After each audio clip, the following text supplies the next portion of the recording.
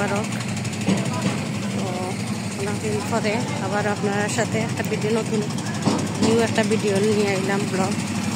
দেখো জাফলং আইছি বেড়ানিত, ঈদের বেড়ানিত। তো ভাবলাম আপনার সাথে শেয়ার করি একটা ব্লগ।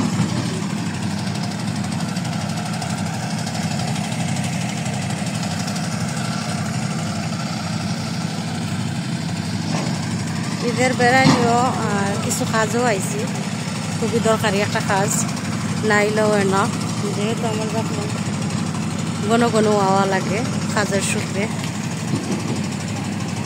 ভাবলাম আপনার সাথে শেয়ার করি।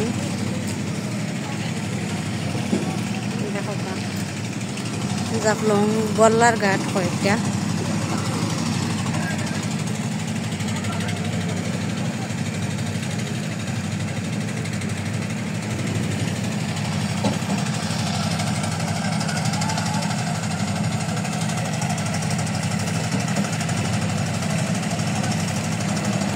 মেশিনের অনেক শব্দ হইব।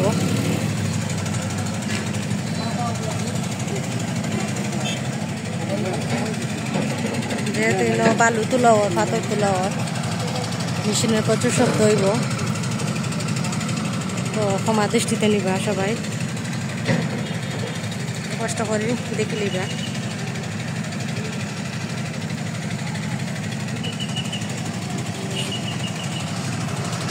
ও দেখো ইন্ডিয়ার বর্ডার।